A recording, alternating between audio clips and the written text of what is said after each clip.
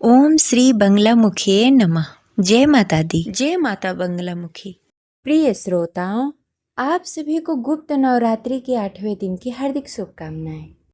आप सभी पर माता भगवती की कृपा सदा सर्वदा बनी रहे।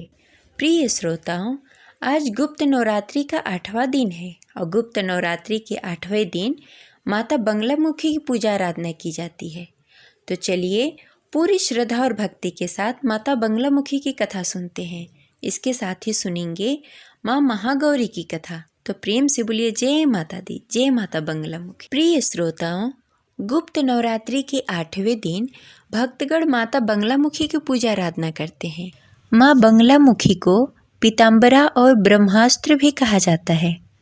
माँ बंगलामुखी के मुख से पीली आभा निकलती रहती है। इनकी पूजा में पीले रंग का विशेष महत्व होता है। माँ बंगलामुखी को स्तंभ शक्ति की देवी माना जाता है।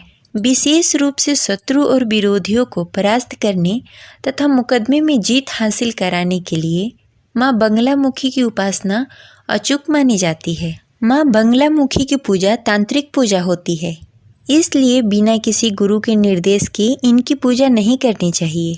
कभी भी माँ बंगलामुखी की पूजा किसी के नाश करने के लिए नहीं करनी चाहिए। माँ बंगलामुखी की पूजा में हमेशा पीले आसन, पीले वस्त्र, पीले फल और पीले नैवेद्य का प्रयोग करना चाहिए। माँ बंगलामुखी के मंत्र का जाप करने के लिए हमेशा हल्दी का माला प्रयोग करना चाहिए। माँ बंगलामुखी की पूजा हमेशा संध्या काल या मध्य रात्रि में करनी चाहिए। अगर आप अपने शत्रु और विरोधी को शांत करना चाहते हैं तो माँ बंगलामुखी के जन्मोत्सव और गुप्त नवरात्रि में इनकी पूजा जरूर करें।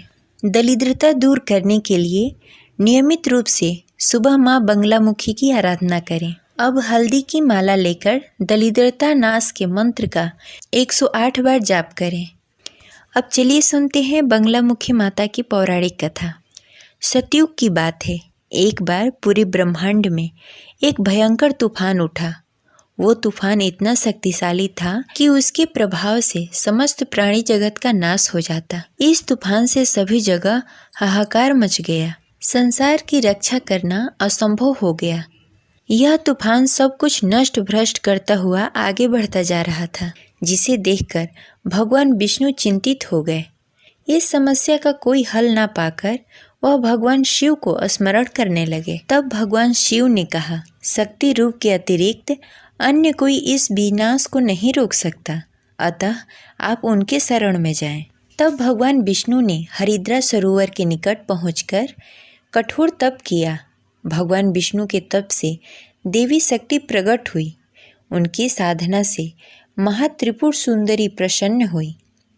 सौराष्ट्र क्षेत्र की हरिद्रा झील में जल क्रीड़ा करती महापीताम्बरा स्वरूप देवी के हृदय से दिव्य तेज उत्पन्न हुआ। इस तेज से ब्रह्मांड का तूफान थम गया। मंगल युक्त चतुर्दशी की अर्धरात्रि में देवी शक्ति का देवी बालामुखी के रूप में प्रादुर्भाव हुआ था।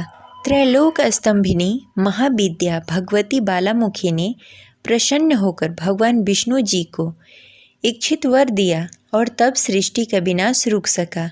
देवी बालामुखी को वीररती भी कहा जाता है, क्योंकि देवी स्वयं ब्रह्मास्त्र रूपिणी है। इनके शिव को ब्रह्मा रुद्र कहा जाता है, इसलिए देवी सिद्ध विद्या है। तांत्रिक इन्हें स्तंभन की देवी मानते हैं। गृहस्थों के लिए देवी समस्त प्रकार के संशयों का शमन करने वाली है।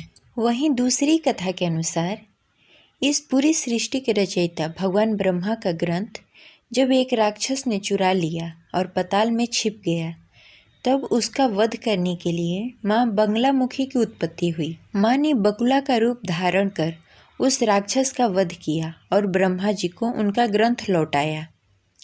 पांडवों ने अज्ञातवास के दौरान माँ का मंदिर बनवाया और पूजा अर्चना की।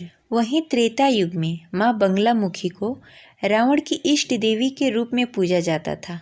रावण ने शत्रुओं का नाश कर विजय प्राप्त करने के लिए माँ की पूजा की।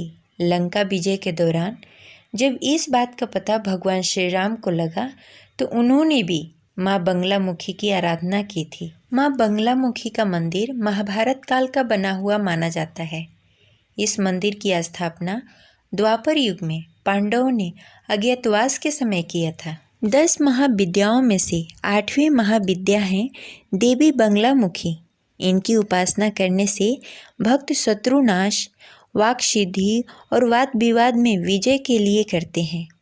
इनमें सारे ब्रह्मांड की शक्ति का समावेश है।